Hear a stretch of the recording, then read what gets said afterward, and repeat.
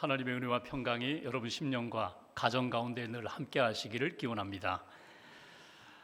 마이클 레빈이 지은 깨진 유리창 법칙이라는 책이 있습니다.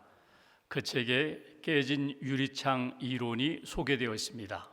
이 이론은 범죄학자인 제임스 윌슨과 조지 켈링이 1982년 월간 애틀랜틱의 깨진 유리창이라는 글을 소개하면서 알려진 이론입니다. 이 깨진 유리창 이론은 깨진 유리창같이 비록 사소한 것들이라 해도 사람들에게는 중요한 메시지로 다가온다는 그런 이론입니다. 건물의 유리창이 깨져 있습니다. 그리고 며칠 동안 방치되어 있습니다. 그러면 어떤 사인, 어떤 신호로 사람들에게 전달되는가? 이 건물 주인이 이 건물에 별로 관심이 없다는 것입니다. 깨진 유리창을 그대로 방치하는 것을 보면서 이제 이 안에서 내 마음대로 들어가서 아무 일 해도 괜찮다, 이런 신호로 읽혀지고 들려진다는 것입니다. 그래서 비록 작은 유리창 한 장이 깨져 있지만 이것이 방치될 때에 엄청난 큰 범죄의 원인으로 연결될 수 있다, 이런 이론입니다. 이 이론을 신앙적인 관점에서 적용해 본다면 우리가 인생을 살아가면서 깨질 때가 있습니다. 깨진 유리창처럼 심령이 깨어지고 우리가 작은 죄에 물들 때가 있습니다. 그때 빨리 회개하고 빨리 회복되면 되는데, 빨리 유리창을 새 유리창으로 갈면 되는데 그렇게 방치합니다. 그리고 그 작은 죄를 계속해서 반복해 죄를 짓습니다. 그러다 보면 사탄이 그 깨진 유리창 틈으로 우리 안에 들어옵니다. 우리 내면에 들어오고 우리 가정에 들어오고 우리 심령의 영적 질서를 무너뜨리면서 하나님 기뻐하시는 거룩성도 잃어버리고 하나님 기뻐하시는 평강도 잃어버리고 살아가는 그런 인생이 될 수 있다. 아무리 작은 죄라 할지라도 방치하지 말라고, 회개하고 용서받고 회복되어서 하나님의 사람답게 거룩함과 은혜와 믿음과 평강으로 하나님 앞에 살아가야 한다고 그렇게 적용할 수가 있습니다. 여러분의 삶은 어떻습니까? 여러분의 삶에서 깨진 것은 무엇입니까? 육신적인 삶도, 또 내면의 삶도, 영적인 삶도 깨어질 때가 있는데, 여러분이 이 아침에 예배드리며 내 심령과 삶에 깨어진 것은 무엇인가? 여러분은 그 깨어진 것을 어떻게 회복하고 계십니까? 어떻게 회복하셨습니까? 오늘 성경에는 세례 요한에게 사람들이 이렇게 세례받기 위하여 몰려듭니다. 요단 강가로 세례받기 위하여 모여든 사람들에게 세례 요한이 강력하게 메시지를 전합니다. 회개하라, 천국이 가까웠다. 회개하고 회개에 합당한 열매를 맺으라고 전하는 말씀이 오늘 본문의 말씀입니다. 우리가 신앙생활하면서 하나님 앞에 어떻게 회개할 수 있을까? 회개한 이후에 하나님이 주시는 은혜 가운데 회개에 합당한 열매를 어떻게 맺을 수가 있을까? 오늘 말씀을 통하여 다시 한번 회개의 영성도 회복하고 회개에 합당한 열매도 얻는 하나님의 사람들로 세워지시기를 주님의 이름으로 기원합니다. 본문 7절 말씀을 제가 봉독하겠습니다. 요한이 세례 받으러 나아오는 무리에게 이르되, 독사의 자식들아, 누가 너희에게 일러 장차 올 진노를 피하러 하느냐. 8절 함께 봉독합니다. 그러므로 회개에 합당한 열매를 맺고 속으로 아브라함이 우리 조상이라 말하지 말라. 내가 너희에게 이르노니 하나님이 능히 이 돌들로도 아브라함의 자손이 되게 하시리라. 아멘. 오늘 요단 강가로 사람들이 오고 있습니다. 그들을 향하여 오늘 세례 요한은 이렇게 표현합니다. 독사의 자식들아. 여러분, 지금 이들이 누구입니까? 유대인들입니다. 아브라함을 우리의 조상으로 그렇게 믿고 믿음의 조상으로 따르는 사람들입니다. 그래서 그들은 혈통적으로 나는 아브라함의 후손이야, 나는 아브라함의 자손이야, 나는 하나님의 백성이야, 세상의 많은 사람들, 세상의 많은 민족들 가운데 우리는 선택받은 백성이야, 구원받은 백성이야, 우리는 하나님 나라 백성이야, 우리는 천국 갈 백성이야, 이렇게 알고 있는 그들이 오늘 세례받으러 주님께, 오늘 세례 요한에게 다가온다는 것입니다. 그들을 향하여 오늘 세례 요한이 이렇게 표현합니다. 독사의 자식들아. 이 표현은 무엇입니까? 너희들은 죄의 자식이라는 겁니다. 어둠의 자식이라는 겁니다. 거룩성을 잃어버리고 형식적으로는 아브라함의 후손이지만 영적으로 보면은 너희는 이미 아브라함의 자손 상실되었다. 하나님께서 이 돌들을 가지고 아브라함 자손을 만들 수 있는데 너희들이 스스로 아브라함 자손이라는 그 형식 때문에, 혈통 때문에 나는 회개가 필요 없어, 나는 당연히 구원받은 사람이야, 이렇게 생각하지 말라고 진정으로 회개하고 회개에 합당한 열매를 맺어야 한다고 주시는 말씀이 오늘 7절과 8절의 말씀입니다. 우리가 신앙생활 오래 했습니다. 당연히 나는 거룩한 사람으로 회개할 것이 없다고 생각하는 그런 상태에 아니라고, 하나님 앞에서 내가 거룩성을 잃어버리고 믿음을 잃어버리고 하나님이 주시는 영성 잃어버리고 껍데기로 살고 있지는 않은지 다시 한번 자기점검을 하면서 오늘 회개에 합당한 열매를 맺으라고 하시는 그 음성 앞에 진실하게 겸손하게 설 수 있는 저와 여러분들 되시기를 주님의 이름으로 기원합니다.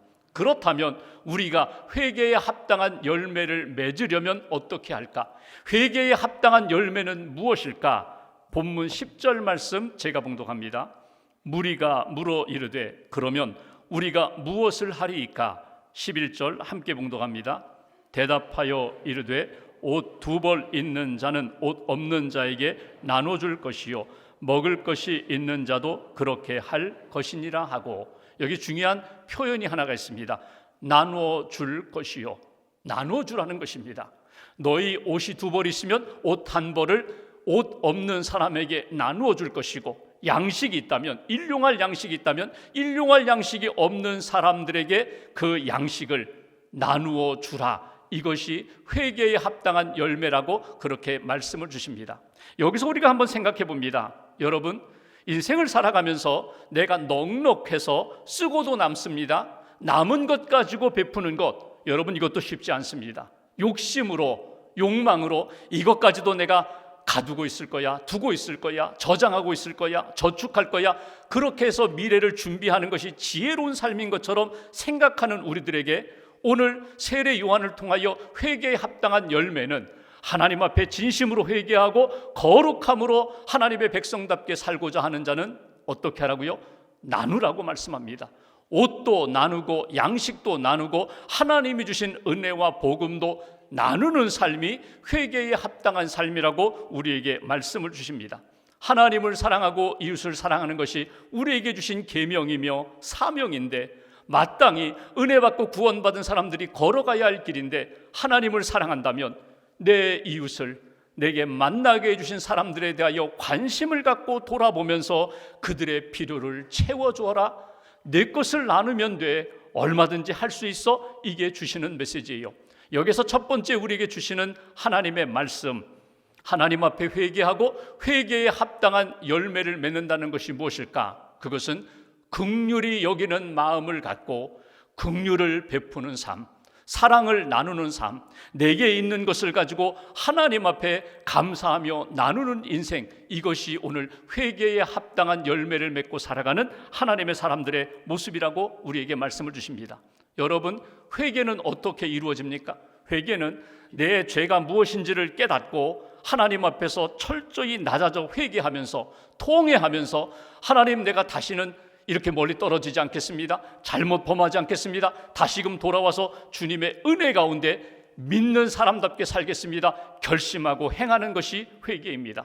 오늘 긍휼을 베풀라고 하시는 말씀 앞에 한번 우리 자신을 돌아보며 하나님 앞에 회개할 것이 있습니다. 그동안 마땅히 품어야 할 마음을 품지 못했습니다. 불쌍히 여기지 않았습니다. 긍휼히 여기지 않았습니다. 긍휼을 베풀지 못했습니다. 이 하나님 앞에서의 부끄러운 죄를 우리가 회개합니다. 그리고 주님, 내게 긍휼히 여기는 마음을 허락해 주옵소서. 주님이 나를 긍휼히 여기셔서 내 죄가 용서함 받았는데, 하나님, 내 주변에 있는 사람들을 사랑의 눈으로 긍휼히 여기는 마음으로 돌아보지 못했다면 이 아침에 긍휼히 여기는 마음을 허락해 주옵소서. 그리고 긍휼의 삶을 살게 해 주옵소서. 여러분, 나누는 거 쉽지 않습니다. 그런데 나눌 수 있는 비밀이 있습니다. 그것은 긍휼히 여기는 마음이 풍성하면, 사랑하는 마음이 풍성하면 자연스럽게 얼마든지 일용할 양식도 나눌 수 있고, 내가 가지고 있는 옷들도 나눌 수 있고, 내게 있는 은혜도 나눌 수 있는 하나님의 사람으로 하나님이 만들어 주신다는 거예요.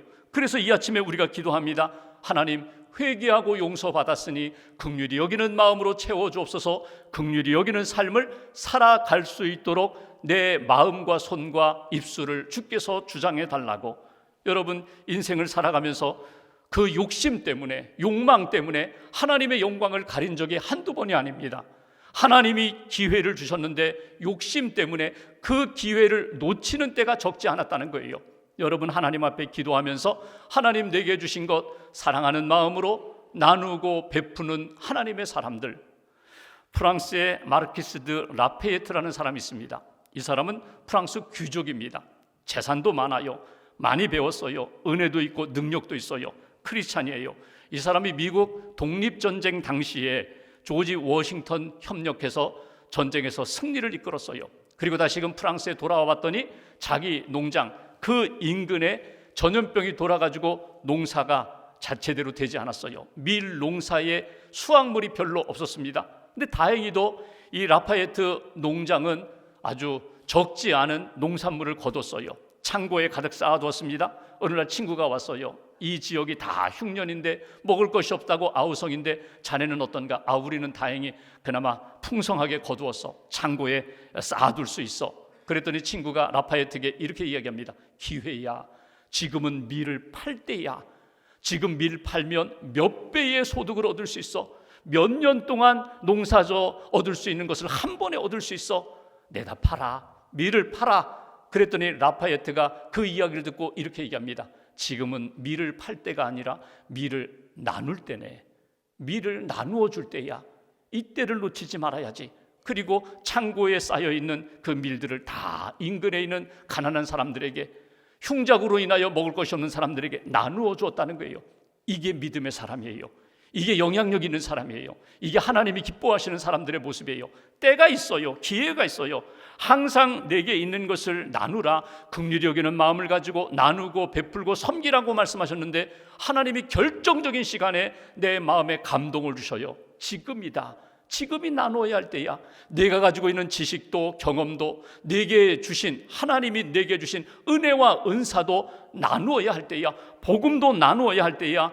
하나님이 주신 마음 잃어버리지 않고 긍휼히 여기는 마음을 품고 긍휼의 삶을 살아갈 때에 오늘 회개에 합당한 구원받은 사람, 은혜 받은 사람, 거룩한 삶으로 하나님 앞에 영광 돌릴 수 있다는 것입니다. 회개의 열매가 무엇일까? 하나님, 긍휼의 마음 놓치지 않게 해주옵소서.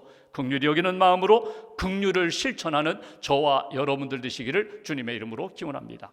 두 번째로 12절 말씀 보실까요? 제가 봉독합니다. 세리들도 세례를 받고자 하여 와서 이르되 선생이요 우리는 무엇을 하리이까 하매 13절 함께 봉독합니다. 이르되 부가된 것 외에는 거두지 말라 하고. 아멘. 여러분, 여기 지금 세례 요한에게 많은 무리들이 지금 세례받기 위하여 왔어요. 회개의 세례를 받고 있습니다. 거룩해지기를 원합니다. 구원받기를 원합니다. 하나님의 자녀가 되기를 원합니다. 많은 사람들이 지금 세례 요한에게 몰려왔어요. 근데 특별한 사람들이에요. 세리들도 왔다는 거예요. 여러분, 당시 세리는 어떤 사람들입니까? 세금을 거두어 드리는 사람이에요. 로마 정부가, 로마가 다스리는 그 나라에 세금을 징수하는 방법은 도급제였습니다. 그러니까 로마 군인이나 로마 시민이나 로마 공무원이 직접 세금을 거두는 것이 아니라 그 나라 사람들 가운데 어떤 그룹, 단체나 사람들을 지명하여 네가 세금을 거두어라, 이 정도 거두면 돼 하고 그 세금을 정해주고 세금을 거두게 만들었어요. 그 세금을 거두는 사람을 세리라고 하는데 혼자 다 그것을 감당하지 못하니까 또 자기가 사람을 고용해서 사람들로 하여금 세금을 거두는 그런 일들을 감당했다는 거예요. 여러분, 사람들 입장에서는 정당하게 적절하게 세금을 거두면 참 좋겠는데 로마 정부가 부과한 세금 이상으로 몇 배나 덧붙여서 세금을 거두는 거예요. 그러니까 유대 사람들 입장에서는 세리들은요 도둑놈들이에요. 강도예요. 매국노예요. 그러니까 심지어 거지들도 세리가 주는 돈은 받지도 않았어요. 내가 그 더러운 돈 안 받겠다고. 그러니까 사람들로부터 손가락질 당합니다. 사람들로부터 외면당합니다. 죄인 취급당합니다. 근데 그들이 오늘 하나님의 은혜를 사모하여 세례받고자 왔다는 거예요. 갈급한 심령이 있다는 거예요. 은혜 받고 싶고 자기들도 구원받고 싶은 마음으로 오늘 요한에게 찾아왔다는 것입니다. 우리는 무엇을 해야 합니까? 우리는 무엇을 해야 합니까? 어떻게 해야 우리가 거룩해질 수 있습니까? 세례 요한이 그들에게 한 이야기는 무엇입니까? 부과된 것 외에는 거두지 말라. 이 얘기가 뭐예요? 부정과 불의를 자행하지 말라는 거예요. 정당하게, 정직하게, 진실하게 너희들이 살아가라는 거예요. 여기 여러분 한번 보십시오. 여기에서 그 세리라는 직업은 좋지 않아, 그거 버려, 그만둬, 이렇게 이야기하지 않아요. 너희들이 맡은 자리에서 해야 할 일을 정직하게 감당하는 것, 그것이 회개에 합당한 열매라고 오늘 가르쳐주는 것을 우리가 보게 됩니다. 여기에 우리에게 주시는 두 번째 메시지가 있습니다. 회개하고 회개에 합당한 열매를 맺는다. 그 삶은 무엇일까? 회개에 합당한 열매는 하나님 앞에서 정직하게 살아가는 것, 사회, 세상 속에서 사람들과의 관계 속에서 정직과 진실을 잃어버리지 않는 것, 부끄럽지 않게 살아가는 것, 하나님이 주신 사명과 책임을 감당하는 것, 이것이 회개에 합당한 열매라고 그렇게 말씀합니다. 그러니까 불의와 부정 거리를 두고 하나님 앞에 진실하게 정직하게 살아가는 것. 여러분, 조금만 더하면, 조금만 거짓된 길로 치우치면 많은 이익을 얻을 수 있어요. 편해질 수 있어요. 여유가 있어요. 그런데 정직한 길은요, 참 힘듭니다. 어려워요. 때로는 손해를 봐요. 때로는 어려움을 겪어요. 그런데 그 길이 하나님의 은혜와 구원받은 회개의 열매를 가지고 살아가는 하나님의 사람들의 모습이라는 거예요. 언제 어디서나 하나님 앞에 정직한 것. 여러분, 하나님 앞에 가면 쓰지 않고 살잖아요. 여러분, 예배드리러 올 때에 위장하고 포장하고 전혀 안 그런 것처럼, 전혀 죄 없는 것처럼 여러분 이런 가식으로, 이런 위선으로 하나님 앞에 예배드리지 않고 정직하게 예배드리는 것 하나님이 기뻐하십니다. 상한 심령으로 예배하는 것 하나님이 기뻐하세요. 사람들과의 관계 속에서 내가 가지고 있는 진실을 지키는 것, 어렵고 힘들어도 하나님 앞에 부끄럽지 않게 정직한 길을 걸어가는 것. 여러분, 삶의 자리가 다 달라요. 직업의 현장이 다 달라요. 공무원은 공무원으로서의 정직함을 지키고, 사업하는 분들, 장사하는 분들은 적정한 이윤을 가지고 사업도 하고 그리고 장사도 하는 것. 내가 언론인이든지 학교에서 학생을 가르치든지 어느 곳에 있든지 하나님이 내게 주신 삶의 자리에서 믿음을 지키고 거룩함을 지키며 살아가는 것, 이것이 하나님의 은혜와 구원받은 회개의 열매를 맺는 성도들의 모습이라고. 몇 년 전에 3.1절 독립운동에 관한 일본 헌병대 일지가 발견됐어요. 3.1 만세 운동 때 일본 헌병대에서 이루어졌던 일들에 대하여 일지가 있는데 그 일지가 발견됐습니다. 거기에 보면은 헌병대장과 그의 부하가 이렇게 대화하는 내용이 거기에 실려 있어요.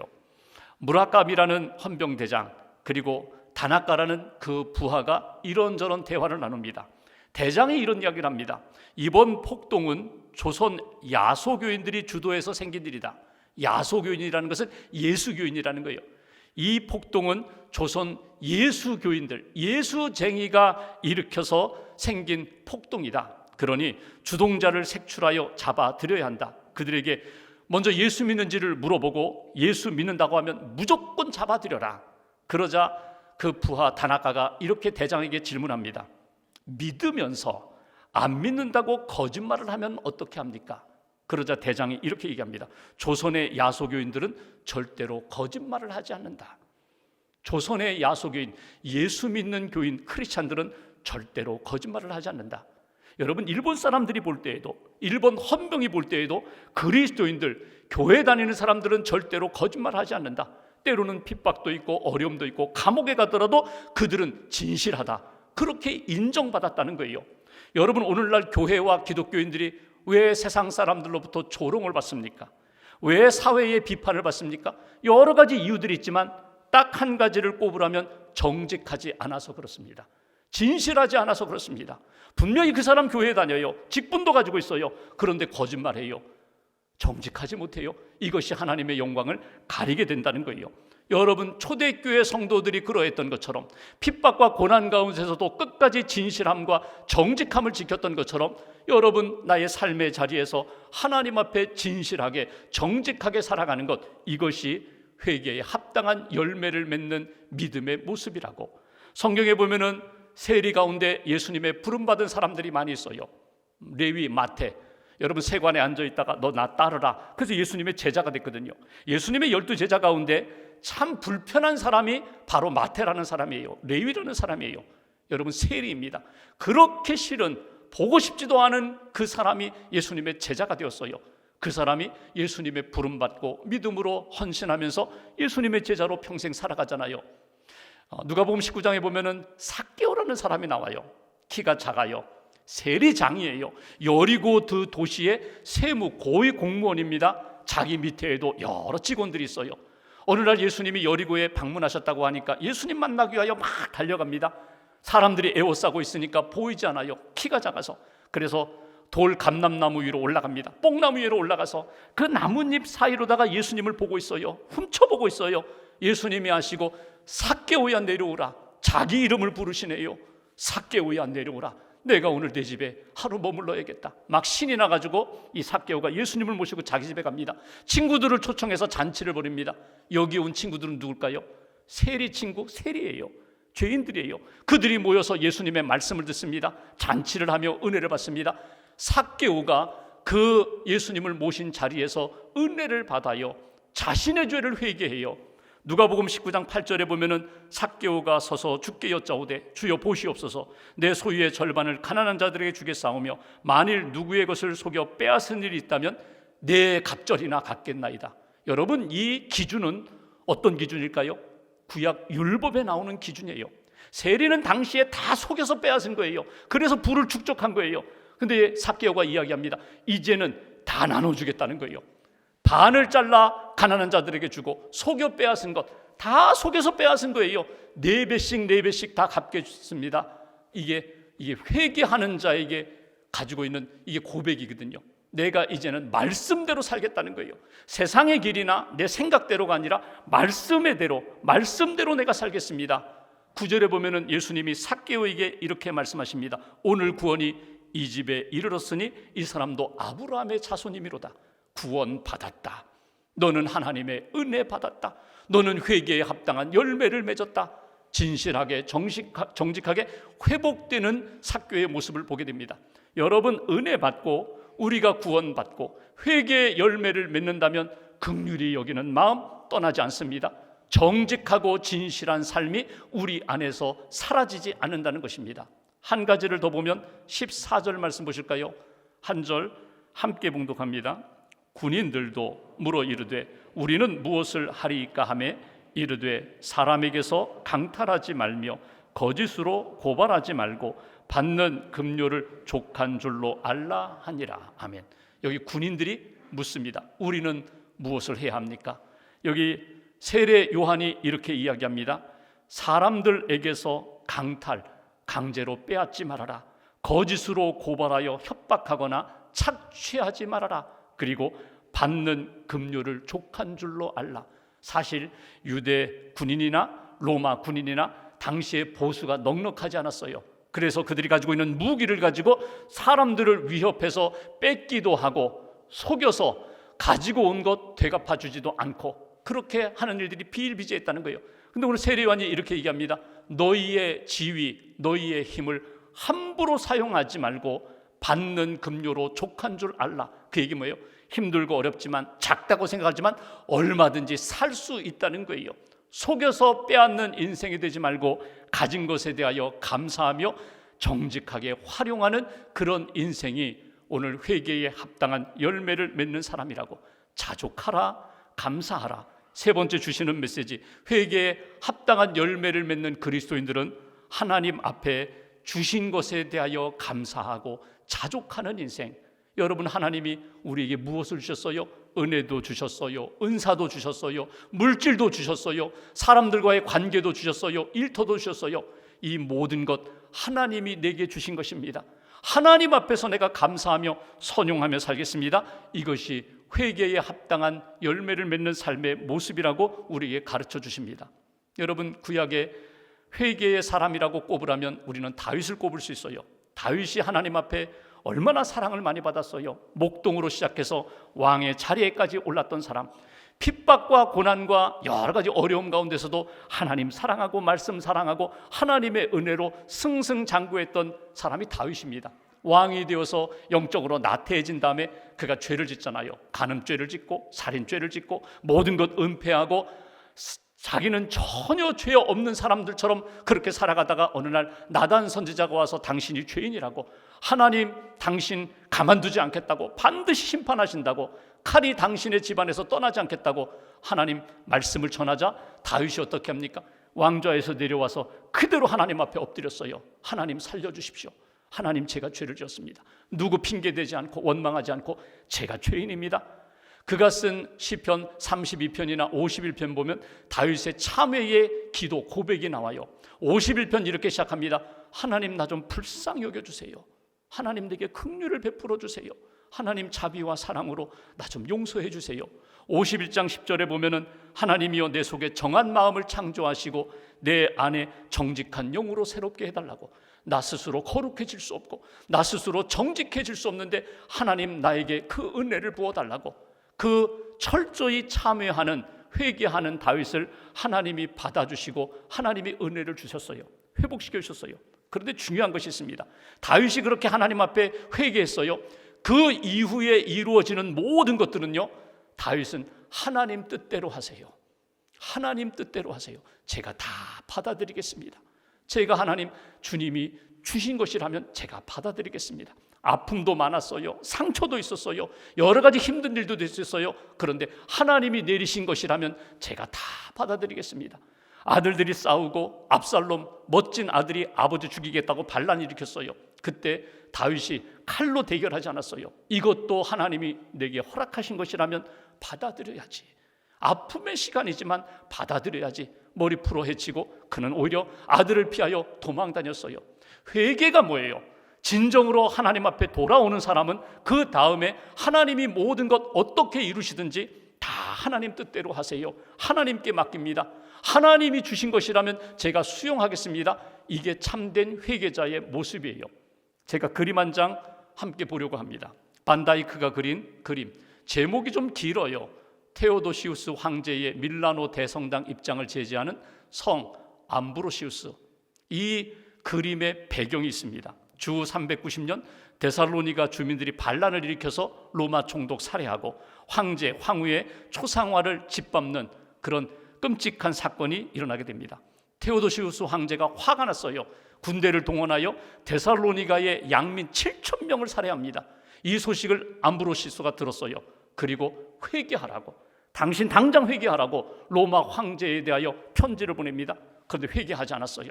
부활절 아침이 되어서 황제가 자기 신하들을 대동하고 부활절 예배를 드리려고 예배당에 들어오려고 합니다. 그때 바로 이 그림의 장면입니다. 당신은 못 들어갑니다. 당신은 들어갈 수 없습니다. 하나님 만날 수 없습니다. 당신은 여전히 죄인이기 때문에, 회개하지 않은 죄인이기 때문에 당신은 들어갈 수 없다고. 손에 피를 묻힌 죄인이 어떻게 하나님 앞에 들어갈 수 있느냐고. 당신은 못 들어갑니다. 가로막는 장면이에요.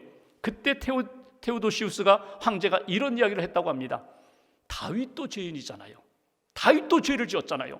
그런데 하나님이 그를 만나주시고 용서해 주셨잖아요. 다윗이 하나님 앞에 나아가 용서받았던 것처럼, 사랑받았던 것처럼 나도 들어갈 수 있지 않겠느냐고. 그때 암브로시우스가 이렇게 이야기합니다. 당신이 다윗의 죄를 모방하려고 합니까? 그렇다면 진짜 다윗의 참회도 철저히 낮아져 하나님 앞에 회개했던 그 회개도 모방해야 합니다. 당신이 회개하지 않는 한 하나님 앞에 나갈 수 없습니다. 그리고 끝까지 가로막습니다. 시간이 지납니다. 8개월 동안 그 로마 황제가 마치 유배자처럼 그렇게 조용히 회개의 시간을 갖습니다. 그리고 성탄절이 되었을 때 다시 예배당에 옵니다. 평복을 갈아입고 예배당 앞에 무릎을 꿇고 진정으로 내가 죄인이라고, 내가 큰 잘못을 범했다고 하나님 앞에 회개하고 성당 문이 열리고 그가 하나님 앞에 나가 예배할 수 있었다는 것입니다. 마지막으로 우리가 꼭 기억할 것이 있습니다. 하나님 앞에 회개에 합당한 열매를 맺으려면 하나님 저에게 긍휼의 마음을 주세요. 긍휼을 베풀 수 있게 해주세요. 하나님 정직하게 살고 싶습니다. 정직한 영으로 새롭게 해주세요. 하나님 앞에 사람들 앞에 정직하게 살게 해주세요. 하나님 제가 하나님이 주신 은혜를 그대로 받아들이며 자족하며 만족하며 감사하는 삶을 살게 해주세요. 회개의 열매를 우리는 사모합니다. 근데 이 열매를 어떻게 맺을 수 있어요? 내가 철저히 회개할 때만이 이 열매를 맺을 수 있어요. 회개하는 자에게 주시는 하나님의 은혜가 회개에 합당한 열매가 된다는 거예요. 회개가 무엇입니까? 지성으로 내가 무엇을 잘못했는지, 하나님 뜻에서 무엇을 어긋났는지, 무엇이 어긋났는지 깨달음이 와야 돼요. 무작정 잘못했습니다. 아닙니다. 하나님이 주시는 지혜로, 하나님이 주시는 말씀으로 깨달음이 있어야 합니다. 철저히 통회하는 심령의 통회가 있어야 돼요. 의지, 다시는 죄짓지 않겠습니다. 다시는 거룩함에서 벗어나지 않겠습니다. 믿음의 결단이 있어야 합니다. 그리고 행동이 동반되어야 돼요. 여전히 세상을 향하고 여전히 세상의 욕심에 붙들려 있는 삶이 아니라 모든 것 내려놓고 주님의 손에 붙들림 바 되어서 거룩함을 이어가는 하나님의 사람, 그것이 오늘 회개에 합당한 열매를 맺는 성도의 모습이라고 한 주간 기도하시면서 철저히 회개하고 하나님이 주시는 용서의 은혜와 회복의 은총을 경험하는 저와 여러분들 되시기를 주님의 이름으로 기원합니다. 기도하겠습니다.